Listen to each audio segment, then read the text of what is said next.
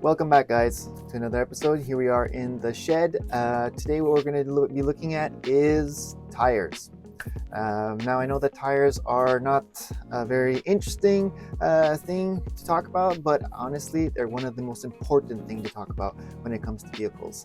A tire is basically what helps you stop. It's actually the grip, what grips your car to the ground. So if you have badly worn tires, overinflated tires, tires that are bald, all these factors play a huge part into your safety. So today what we're going to go over is a few of those crazy numbers all over the place on the tire. I won't go over all of them. I'll go over the most important ones. The ones that I feel are the most important after being a mechanic for 20 years. Even I don't know all the numbers, so it'll be a good refresh course for me as well. So first things first, when it comes to tires, a very important gauge, very important tool to have in my toolbox, and I suggest everyone goes out and gets them for themselves, is a tire gauge, tread gauge. It's a little tool. On the side, it just shows all the measurements and a little pick, and I'll show you how that works later on in the video. All right, so let's go. Let's take a look at these tires over here. All right, so here we have it. Here are my summer tires that are going to be going on my truck. I just recently purchased them. I purchased them used. I got a good deal, and when I went there to take a look at them, I already knew what to look for, so it helped me purchase used tires. So if you're fortunate to have brand new tires, good for you, but you should also take a look at what I'm going to show you as well when you're purchasing new tires. So it goes both with new tires and used tires. So most common numbers that are on tires is usually the tire size. So it doesn't matter the make and model of the tire, that's written all over the sides. Like these ones here are Michelin's. My tire size for my vehicle is right here, 225/65 R17. Now, what might everybody ask is, what does that stand for? So basically, the first number, 225. 225 is the width of the tire. The width meaning the surface that touches the ground. So you have here, this is where the tread is. 225 in this instance is the 225 of the tread surface in millimeters. So if you were to take a ruler, you can measure from point A to point B, and when it would measure 225 millimeters. All right.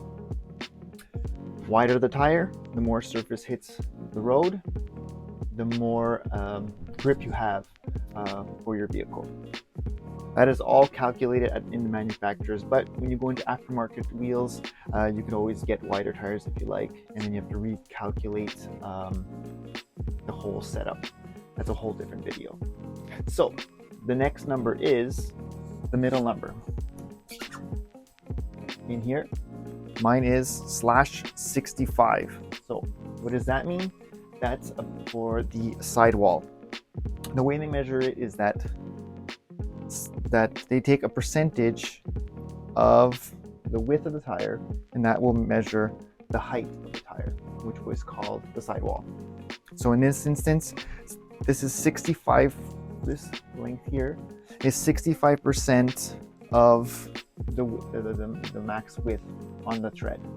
That's that number. So you have 225, 65, then you have R17. The R is basically, it just means the composition of the tire, what the tire is made of. Yes, it's made of rubber, but it's more that it's a radial tire, which means that it's made with belts, and the way the belts are made in this particular make tire. You can sometimes see ZR or other different things. That's just to state that if it's a performance tire or it just goes with the brand of the tire. Another thing to look into is if your tire in the beginning of the 225, if it says P or LT. When it's a P in front of the three numbers, it's usually P is for passenger vehicles, which we all have. LT is for light trucks, which are more heavier vehicles. Delivery trucks, tow trucks, they all mostly have LT. Or if you go into bigger pickups as well, have LT. Then you have, in my case, 17. So what's basically 17 is the diameter of the wheel in inches. All right, so pretty basic. 225, 65, R17, 225, 65, 17. Whoops, 17. All right, so another important thing to look for when you're looking at your tires is to make sure that they have a DOT stamp. It should be marked somewhere on the lower part of the tire. DOT stamp just means that the tire is illegal to be put on the road. If your tires don't have DOT, it just means that they are not illegal to be on the road by the transport company or administration in your area. So always look for DOT. Other stuff that you can look for is maximum load. It is both in pounds and PSI. It does not mean that that's the maximum you can inflate your tires at all times. It just means that that's what the maximum load that the rubber can take for all 4 tires.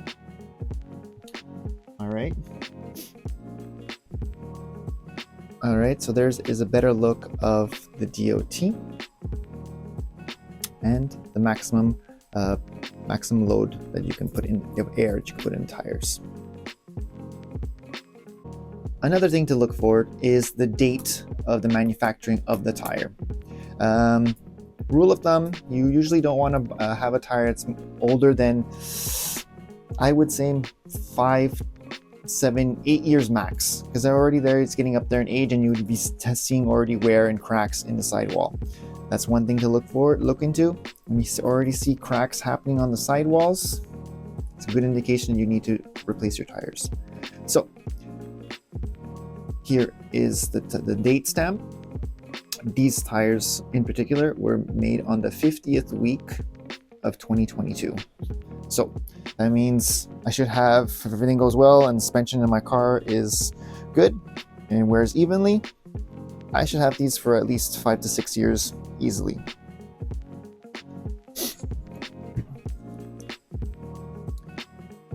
Another number to look into would be the tread wear. See here it says tread wear 80/40. The higher this number is, the longer the lifespan of the tire is typically. You also have these two numbers here. You have the traction and you have the temperature. Traction and the letter next to it, it just indicates the category of which the tire's compound falls into in those manufacturers, so that they know if it's a high quality traction tire, a low quality traction tire, or accordingly. Usually A and B are one of the top ones. Same thing goes with the temperature. Temperature B, it just means what the compound of the tire is reacting with the temperature outside. You have stiffer compounds and more softer compounds, and that letter right there goes according to that. You could always review those on those tire review websites. So you just type in the make and model of the tire that you're looking into, and they'll have all those things written down in there. Tire wear, traction, temperature. They'll even have a little chart sometimes that tells you how quiet, the usual lifespan of the tires, the reaction time, and those types of things. These are some things that I would also suggest you guys go out and look into when you're searching to buy a new tire. All right, so next we're going to take out that famous tool that we had right here, and I'll show you guys how to use it. There's a lot of controversy on how to read your tire. Well, at least when I was a mechanic, there was. I was always taught that because on the tire, here you have your treads, right? Your grooves inside. Between each tread, there's a groove. There is a little indicator in the middle. And the way I was taught was that you take your gauge and you put your gauge on top of that and then you measure it. That's usually, on depending on which tires, is a 232. 232 for me is that means the tire is done. Some people even would measure all the way down to the bottom, but that's 0. So best thing to do is take your gauge, you go to where the groove is, put it down, slide it down, tap on it, lift it up, and you can see here that this tire is at 932s. So just here, see it shows here. I'm trying to get it to autofocus. But you guys can believe me, it says 932. On a brand new tire, summer tires, they're usually categorized up to 1032s. A winter tire has a little bit more tread, it goes up to 1232s. So basically what you do is 932s, there's about 90% of the tire left, which is a very good tire. So I have no problem driving this for a couple of years, especially in the rain and the colder weathers. So what does that mean? A brand new summer tire on average, depending on which make and model, is judged on a 1032 standard. And on some winter tires, it's a 1232. Yes, there is other tires out there that have a lot more tread, big trucks, those big Jeeps, their treads are higher, but I'm going with the basic passenger vehicle. So I would say 7 to 10 is a very good tire. You'd have 5 to 6 is, like you said, 50%, so you just gotta be careful. When we had some clients come in and be like a 4 or 5, we would start telling them, like, you know what guys, you should start thinking about buying new tires. 232, like again, that's where the indicator hits. X, time to change tires, because already at that, that means that the tire has lost all of its grip in the rain or in the snow. If you get ever caught in the snow, you'd have no traction. And that when you get to 232s, it just means that you're basically going to be bald tires very soon. So remember, 232s, no good. On average, to have a good tire, it's usually good to be about 532s. I know that there's even tires out there nowadays that are making that when you purchase a tire brand new, on the tread it says 100%, and as you roll and wear, the rubber goes down and eventually hits 80%, 60%. You know, they're trying to help the consumer find out when it's time to change the tires. But this gauge, I'll leave a link in the description down below and see where you can purchase it. Alright, so far you know what the numbers are, you know how to measure it. Next thing you're going to look into is the condition of the tires when you're going to be installing them. Because over time, you know, with the different temperatures and conditions we have out there, there's things you need to look for. First things first is tire wear.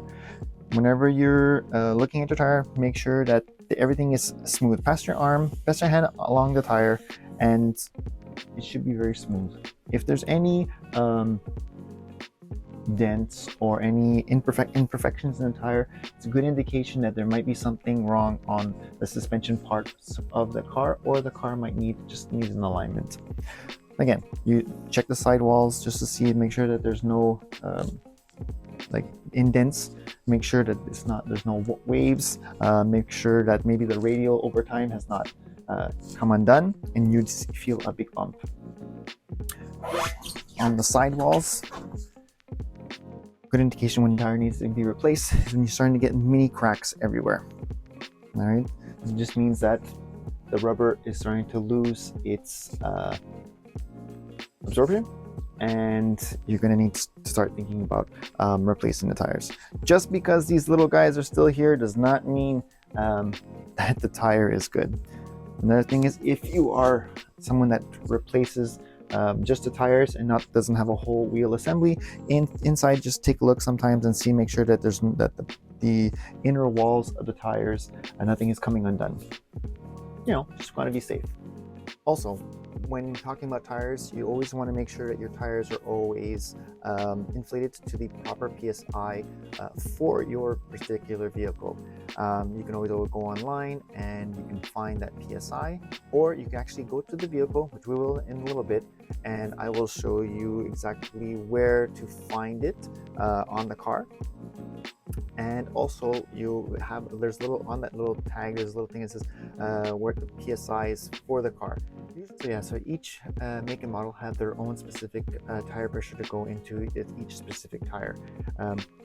It's not necessarily that every single Michelin has to be at, let's say, 32 psi. It goes accordance to your specific vehicle. That's been calculated already at the manufacturer for ride height, the comfort ride, and also for traction, for stability. But we'll go to the car and I'll take a look at that. Also, you can see that when they mark the PSIs, it's usually for a cold PSI. That means early morning starts when the tires are cold filled, because you guys all know when we drive, it heats up the tire, and what happens? It expands. So yes, there might be some times where in the morning you check your tire, it's at 32, and then when driving during the day for maybe an hour, you check the pressure and whoop, it's at maybe 36. Completely normal. Don't worry about it. When that tire cools back down, it should go back down to the proper PSI that it is. All right, let's go take a look at that. So there you have it. When you're looking for the tire size and the proper PSI to inflate your tires on a vehicle, most often it is in the door jamb. You just open the door and there is a sticker like this. In different makes and models, sometimes you'll have it in the engine compartment, sometimes you'll have it in the trunk, but most often you'll have it here in the door jamb. It tells you the exact tire size for the front and the back and the proper PSIs that you need. It even gives you the proper PSI for your spare tire and even the tire size of the spare tire. Alright guys, so guys, that's it. I hope you guys learned something today. Now you know a lot more about tires. There's even a whole lot more to learn about it, but this is just the basics that will get you by. And again, when purchasing new or used tires, those are things you should look at. So if you like content like this, please like, share, and subscribe, and we'll see you on the next one. All right, guys, have a great day.